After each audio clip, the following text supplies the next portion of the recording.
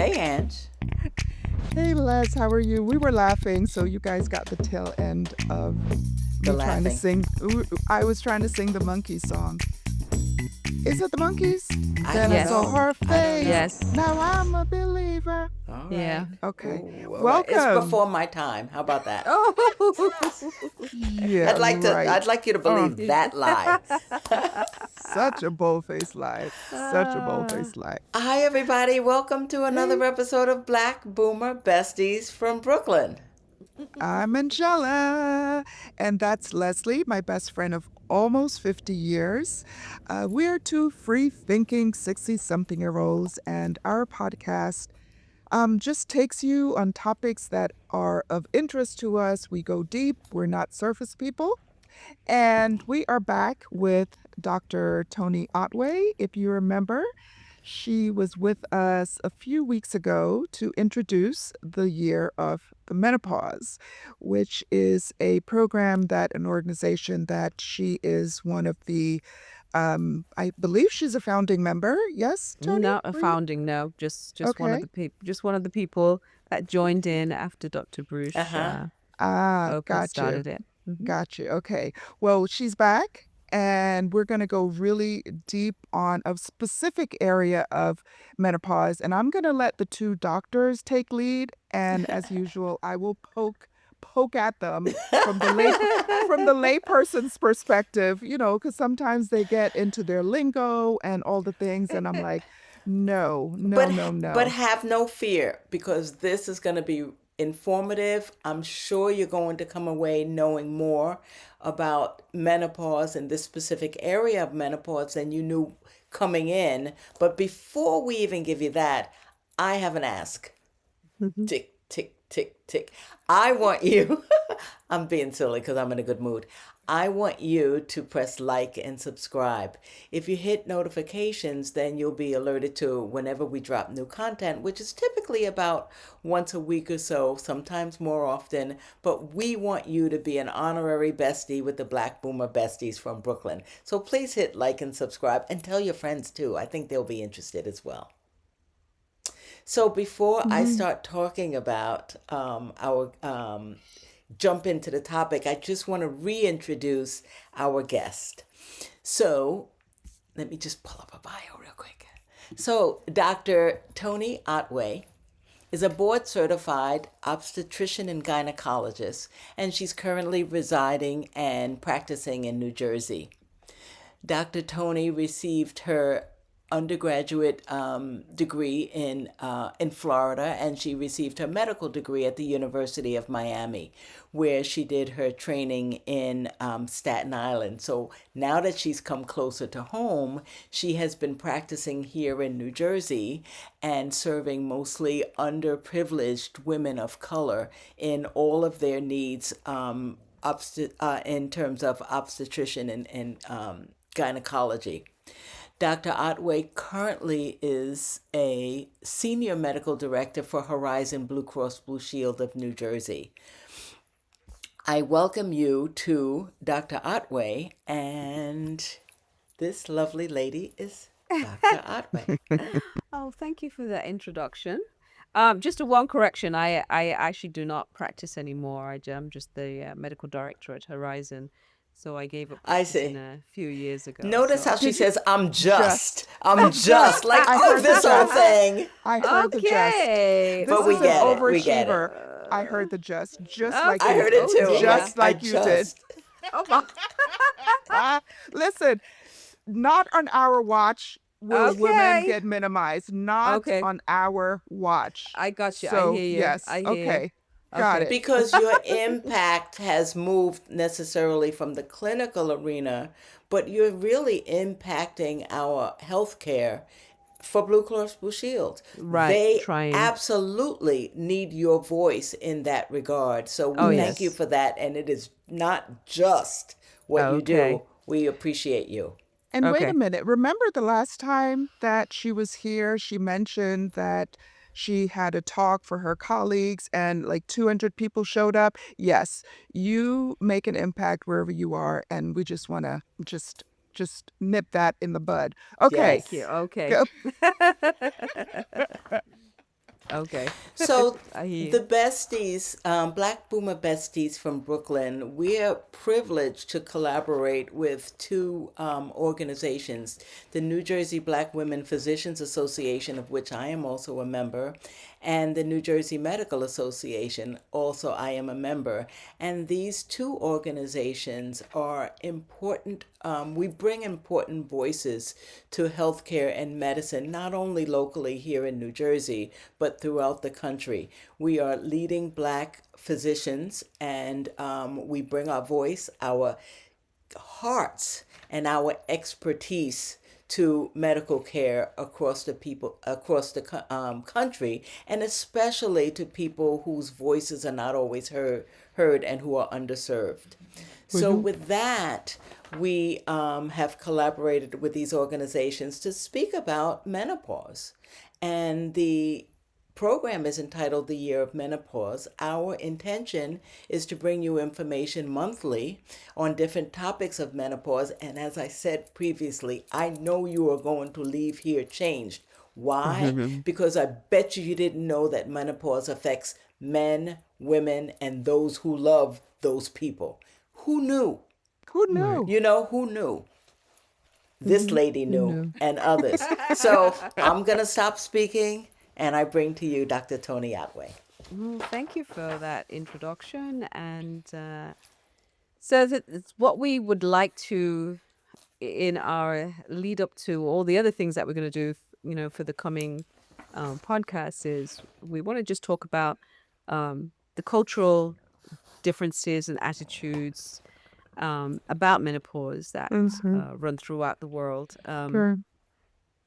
So, I think there's a huge difference, between Western and Eastern and the other societies, as well as within our own diaspora of Black women, American Black women, West Mhm. Indian Black women, African Mhm. Black women, as Mhm. well as all the Mhm. other cultures, all the other, that are out there. So there's huge difference. I mean, and menopause affects everybody differently. But one of the things that I would like to just, explore a little today is just how we perceive it, Mhm. uh, culturally, racially, the differences that we have.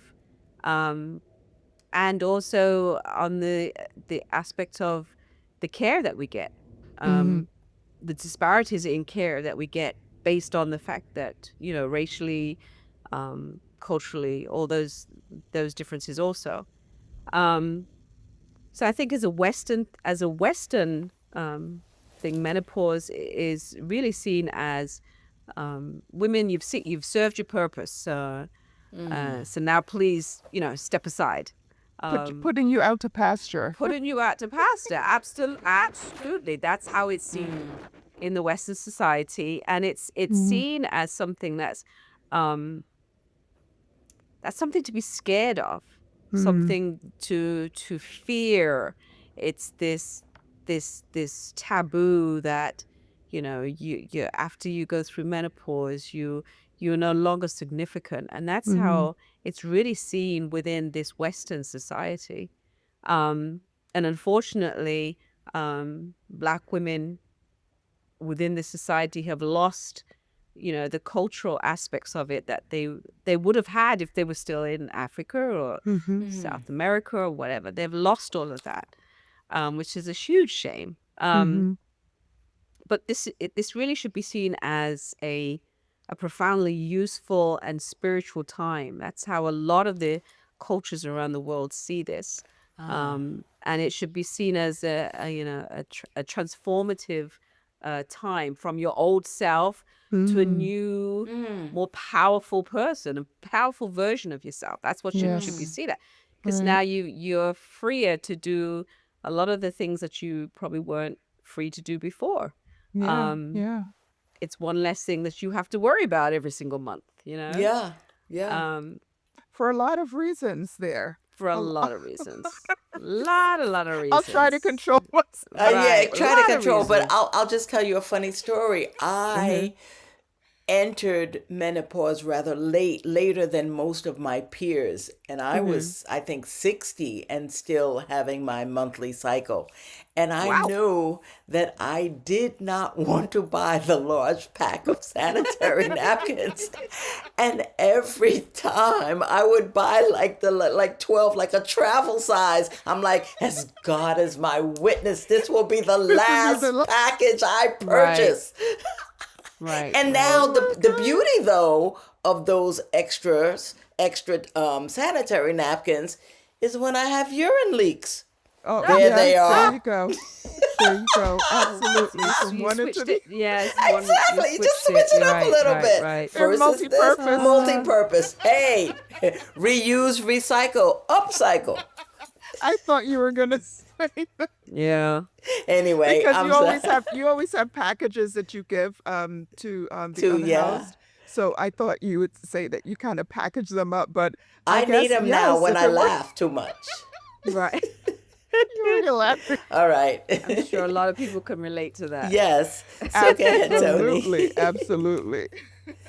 So I think within this Western patriarchal society, it's seen as a medical condition, Mm, but it's not. It's not a medical condition. It's a Ooh. natural process that we go through, just like when we go through puberty and mm, we start our periods. This is just a natural process.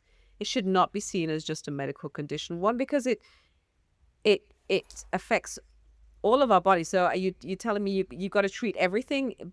So mm, it's not. I mean, even like a Japanese culture, they never even had a word for hot flashes.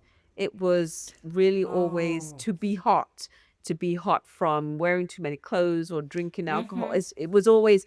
It's just recently, in a few years, that the Japanese women have actually had a word for hot flashes. So it was what? never actually seen as a I medical see. condition. Yeah. Okay. So, um, if we look at some of the African cultures, it's seen, when women go through menopause, there's actually there's actually rituals Mm, that they actually mm-hmm, have when women have gone through menopause. mm-hmm, Um, these women are now becoming what they call elders, and they mm, are senior members, and they are influential, and it's not actually seen as a negative light. mm, um Hmm. and same with the Caribbean cultures. They also do.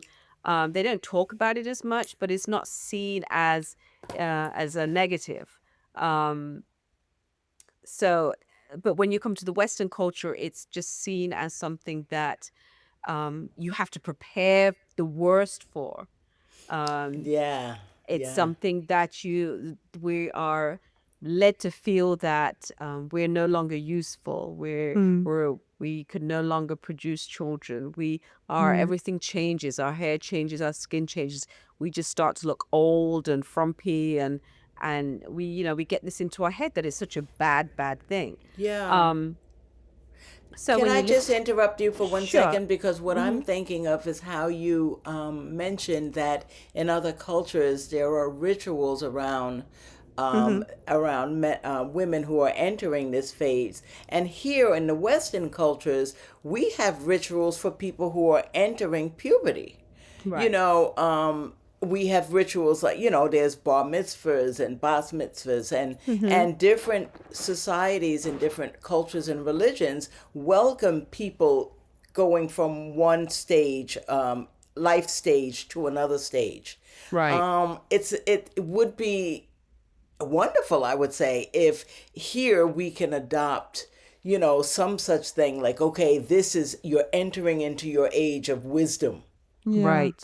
Right. yeah, Right. perhaps, Right. associated with this change, you right. Right. know? Absolutely. Yes. Do you Yes. think that that has to do with I'm not a fan of the term like melting pot, right? I like to think of us as a salad, right? Where we Hmm. don't become this mush of each other, but we're distinct Hmm. Right. within something that's yummy. But I'm wondering if like people who leave those cultures and come to this melting pot of America, whether unless they stay really rooted in communities, right, Hmm. of where they're from, whether that is a part of kind of what, in a sense, erases what they had in their uh, original culture. I'm wondering if that's a part of the assimilation that happens, is kind of letting go of some of these ideas, some of these more positive ideas Right, right. about menopause. Just I wondering, think you it know? I think it absolutely does, because I think with American women here, it was, being a black woman and having a rich cultural history, a rich African cultural history, was literally beaten out of us. Mm, mhm, mm, So, and we had to, it was literally beaten out of us.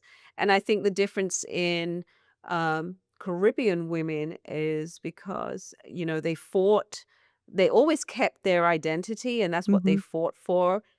And then when slavery was abolished and they started to run their own countries and mm, see these people, uh, black people run their countries, and then eventually they got rid of, British rule and right. oversight, um, they start to really embrace their old cultures, but they never Mm, really lost it. I Whereas see. here, Right. I think it's literally beaten out of you. Mm, And then you had mhm. to adopt something else to just to survive. Yeah, It's really a yeah. survival right now. Mhm. I'm hoping, and I think there is a more of awareness of that this is not such a taboo thing anymore. And I Right. think more and more of us are becoming more and more educated on the fact that this is something that can be viewed as a rite of passage, a it's not so much in a negative light. It shouldn't be just a clinical thing. It's a natural process that we all have to go through. In some southern South American countries, the Mayan women, the few that are still around, they actually look forward to menopause because it's a freedom, it's a status, it's a Mhm. new status. It's and Right. the way they look at it, and the same with like Japanese women, the way they look at menopause is something that's not clinical. Um, they take it as a whole, um, holistic view, and they do things like Mm, diet and exercise and we find that a lot of these women in other countries don't have as much um, of the effects that menopause can bring on, because they're embracing mm, it. And mhm. maybe it's because we are Mm, fearing it, that we are mm, feeling so many, our symptoms are so much more intense, because we're actually going into it with mm. a fear. Right. So And we're adding Oh, and anxiety we're adding to anxiety the to it. whole Absolutely. picture. Right. Because Sure. I Or like to, embarrassment. right. So when I used to do a lot of deliveries, I would, say to people, they would come in with their birthing plans, because they'd researched this and they'd researched that they didn't want the epidural and they didn't want to be tied to the bed and they didn't want this and they didn't want that. They went in there with this preconception that if they researched it and could control it, and then it would turn out better. I would always tell them, please do not come to me with a birthing plan. Tear it up. Tear up your birthing plan. Understand what the process is. It's a natural process. Your body is going to do what it needs to do to push this baby out. And Yeah. whatever you write down on a mm, piece of paper, it's not going to happen. And it invariably didn't happen the way they wanted it to happen, because Sure. you cannot control something that's a natural process. The body, I have to you mention, know? a friend of ours had a whole I Oh, mean, she was gonna play Yanni, oh, she was gonna have candles in the room. It did not pan out. never does. It did not pan Never out. So does. that's what It kind of is, yeah, yeah. Birth is a whole process that your body, your mind, everything is in tune with each other, and your body, nothing you think in your head about what can happen with a birth is going to happen, because your body's going to do what it needs to do to get that Mm, baby out. mhm, Your body will do mm, it. So I always used to just, every time people would come with a birthing plan, I would just want to throw up. But I would always say, so just Behind the leave it scenes, this is alone. what Then doctors behind, are yes, actually yes, thinking. yes. That's We go in the break exactly. room and it's like, We go, "Psst, those absolutely. people. Oh my God. She has a just want birthing plan." Oh, It's a whole 10 it's pages. a whole, yes, exactly. So I think that the more and more I look into menopause and what's going, I think we are setting ourselves up for failure when it comes to trying to deal with this, because we are putting pressure on ourselves that we don't want what is naturally going to happen, and it's inevitable. You can't fight Okay. it, so you need to try and do the best for you, what you can do to help yourself get through it. And that would mean exercising, that would mean eating right, that would mean making sure you take care of any of the chronic illnesses that you have. Um, so I think that's really, really, really important. Really Yeah. important. Mhm. I have so many questions based on what you've just said. Mhm. So, what I almost think needs to happen is we need to tear down the buildings that are there around menopause and rebuild Yes. new ideas and paradigms around it. Right. Yeah. But it's not even building new ideas. It's looking outside of where we're at to see how they are doing it. Because there are cultures that are doing it a lot better than Right. us. You know, We don't need to there's reinvent the we wheel. don't need to reinvent the wheel. This has been, women have been going through Yeah. this for Yeah. years and Forever. years, you know, forever. So there are people that are out there, or cultures that are out there, that are doing it right, or doing it with less fear that we have. You know, there's some cultures that believe menstrual blood is the power to create life, you know, giving birth. And then when you stop bleeding, they see it as retaining wise blood. You're crossing the threshold into wise Oh. womanhood, Wow. and you keep that blood Ooh. within you, and now you're healers of the community. So if you're looking Oh, I forward to love this, that. That's so I what I know, always thought. No, I'm kidding. if you're That's a looking beautiful way to think of right, it. if you're looking forward to this stage in your life, then you're going to embrace it, and you're going to go into it with a different mindset, Yes. Now right? I am Yes, retaining an element that is absolutely. increasing Right. my Absolutely. yeah. So I Wow. think we have to really change how we see it. And we have to change also how we talk about it, I because was just gonna obviously say yes. there's cultural differences in how we talk about it. Um, you know, some women, um, you know, those ones that embrace it, they talk about it more. And I think this society, we keep it very hush hush. But I'm glad to see that in the past Yes. few years, it's now been talked about more. We're researching it more, and women are demanding that they get help, or they get Yeah. a better understanding of what's going on. And even coming down to being treated for some of the symptoms. I think we need to, you know, doctors perceive different women differently, whether it be racial or cultural. They perceive us differently. I mean, they perceive us differently on all kinds of levels. So why would Yeah. menopause be any different? So that Yeah. has to change also. And we have to get across this, you know, break down the barrier of actually trying to educate people on what it is to go through menopause.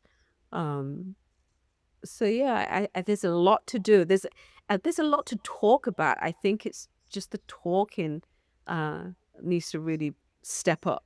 Um, and I think we will eventually get to a point where it won't be such a taboo anymore. It won't be such a fearful thing that we're Yeah. going through, and it's something we should embrace. I Yeah. have a couple questions, Go if ahead. I may.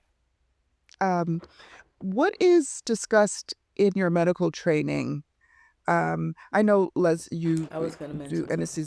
anesthesiology, but what is taught in your medical training about menopause? And I'm thinking because there are um,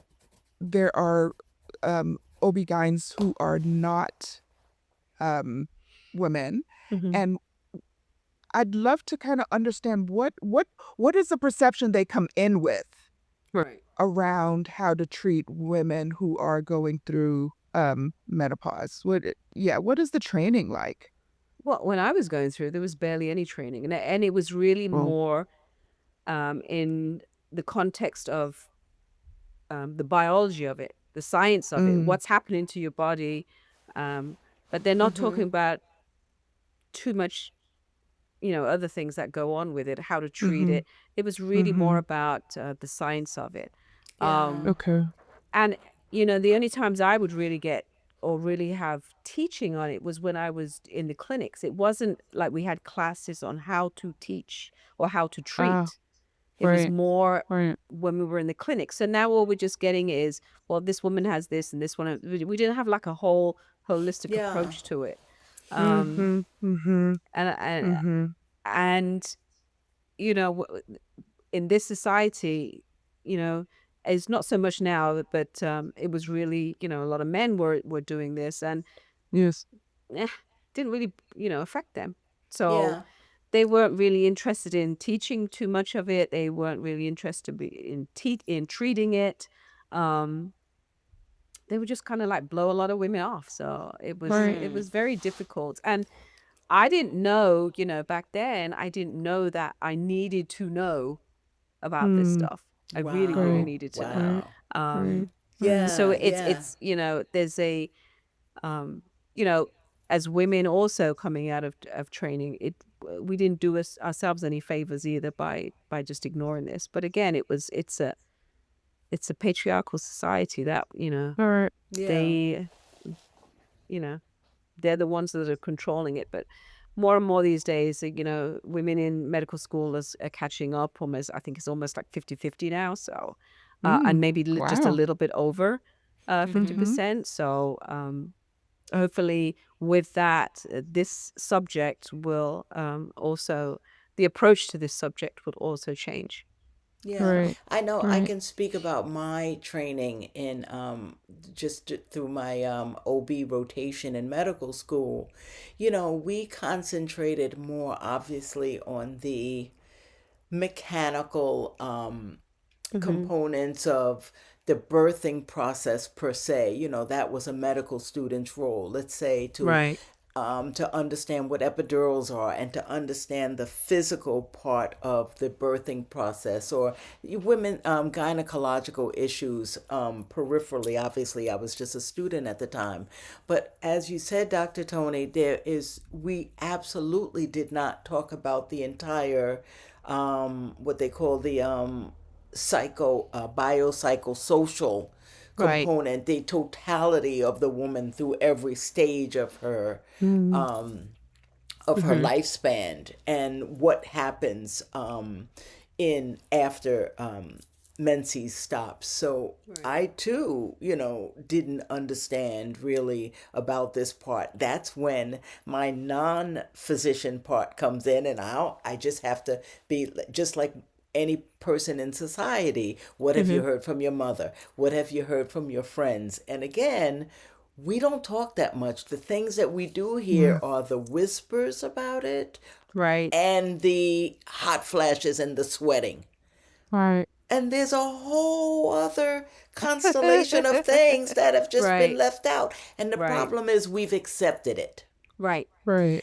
And Mm-hmm. because Absolutely. when you don't know what to ask, you don't You know. don't know. Yeah.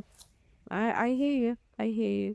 And I think that, there's a lot of barriers to, overcome even within the healthcare field in terms of, um, you know, the language that how you speak to people and what kind of language you use and how much are they educated and socioeconomic status. Can they even come to some people are just trying to barely survive day to day, and this is the last thing on their mind, when really this should really be one of the first things on their mind, because going through menopause leads to a whole constellation of issues if it's not taken care of and treated right. Yeah.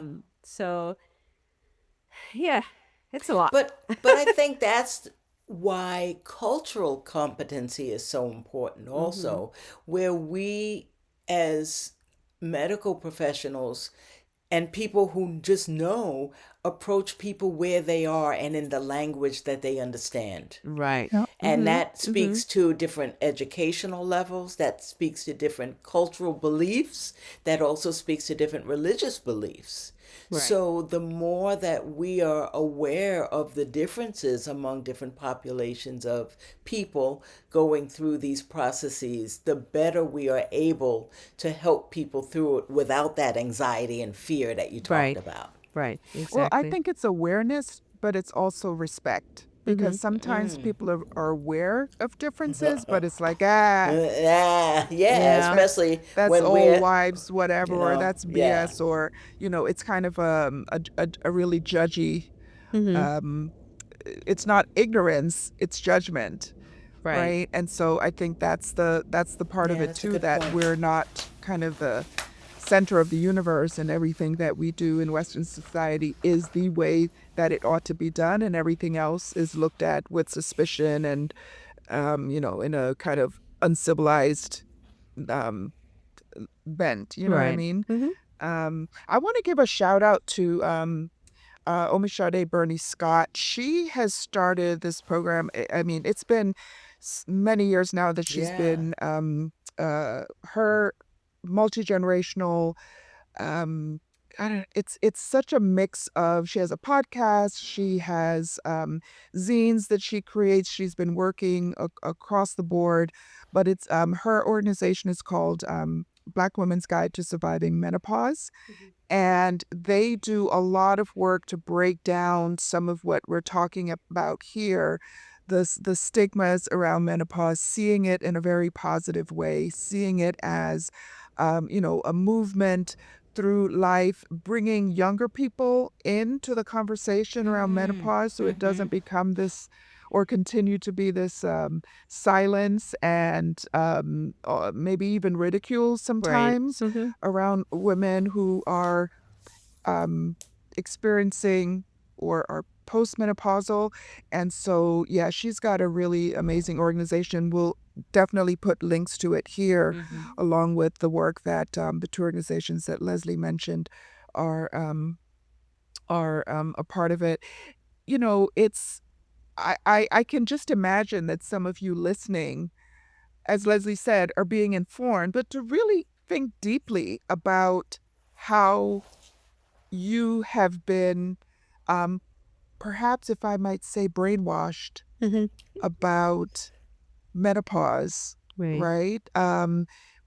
And even if you come from a culture that sees menopause more positively, um, what Toni is talking about here is that there's so many different cultural lenses around Mm-hmm. menopause, right? And so you might be interested in how other people look at it, right? And Yeah. there Right. are Yeah. other ways to kind of go through the experience. There may be other treatments, and I don't know if it's do we call it treatment since it's a very natural? I guess it's still called a Yeah, you treatment Or if it's you're approach. Oh, therapies or therapy. adjuncts Yes. therapies. or things Okay. Right. like that. Mm-hmm. Right, to explore different types of therapies because, as we've said over and over again, I know that people experience menopause in very different ways. Like mine was very, very mild. Mm-hmm. I don't recall anything more than some, um, you know,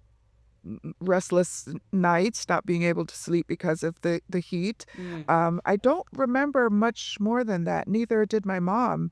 But we all have very different experiences. I thought Leslie would never. It's like, really? What You again? Ah. Looking what do around you for need that for? Santa. Why Exactly. is that in your bathroom Mm. already? Yes. So it's very different. And if you're not kind of feeling like what you're doing is helping, see what other cultures are doing, Absolutely. and that may Sure. be helpful Sure. also. Right. Yeah. Definitely. Hmm. Definitely. Oh. What this you is thought? What you good. thought the engineer wouldn't have an No, I'm opinion? just Okay. thinking Oh, I'm about just our checking. whole talk, Just and checking. I'm Okay. actually anticipating, the things that are coming up more, and we're going to Mm-hmm. get more into the conversations that you talked about in terms of therapeutics later on, and we'll talk about, oh my gosh, this is exciting. Right. We've got This we've is got exciting. 2025 to do it. Mm-hmm. Mm-hmm. Right. So, Dr. Tony, what is coming up in the next installment of the Year of Menopause with Black Boomer Besties from Brooklyn? What I might you love be you. bringing I us? love your name. Um, I think coming up is what people really, really want to know. How, what do I need to do to treat my symptoms or help my symptoms or help me go through this? So we're going to break it down into the different areas of the body. I think I mentioned last time that estrogen receptors, there's over 400 within the body, from the Yes. top of your head to the hair on your head, Oh, all the way to down to your tippy toes. Wow. Estrogen affects it all. So we're going to start breaking the body down and talking about the different areas, whether it's the cardiac, the bones, the brain. That Mm. that that that thing that they say, brain fog is real. It's a Oof. real thing. Mm. um, and we're gonna go deeper into those things and try and explain what it is, the loss, or I shouldn't say the loss, because the Japanese actually do not think it as a loss of estrogen. Mm. They think of it as a change in the balance of their hormones. I read that today and I was like, oh, that's Oh, interesting. They wow. don't think it as a yes. loss, it's a change. It's, So we're yes, going to Ah. talk yes. about how the changes Mindset. of the hormones affect the different areas of the body and what we can do to treat them while you're going through those changes and prior to, because I think I mentioned the last time that a lot of this stuff, we need to be working on this stuff before we actually reach Listen, this, as you soon as that Uh-huh. know? call finished, as soon as we hung up, I went and got the The Centrum. I Centrum went and 50? got the I've been taking it Oh my every God. day. I'm like, Jody was like, Okay. y'all better get Y'all on. better get your Centrum 50s. Yes, your women's Centrum 50. It's been Wow. known. Yes, It's Oh, I I been heard love known to it. help this. with the brain. And I can't Yeah. take the tablets. Those tablets are huge. So I They have are to I have huge. to I have to get the gummies. But I have to buy them Okay. in bulk because they go so fast. Those Yeah, yeah, yeah, gummies go yeah. really fast. I see, But I see. I can't take the pills. They're huge. They're humongous. They are. So Yep. but yeah, so we're gonna do a deeper Okay, this is dive gonna be. I'm looking forward to this. So, into here's another thing that I'm gonna take away from mhm. this. I'm not gonna say that I'm losing my memory. I'm Your going to memory's say that my memory changing. is shifting to more Changing. important Right. parts of my body. Absolutely. Yeah, let's see how that works for Exactly. you. Yes. We're not, No, but the yes. idea of rebalancing is really beautiful. It really Right. it It's a, is. It's a it's just a continuum, and it's, shift. yeah. Yeah. Right. Oh, Yes. I look Yes. forward Wow. to it. Well, It's not I a think this loss. has been great. Right. Oh, Okay. well,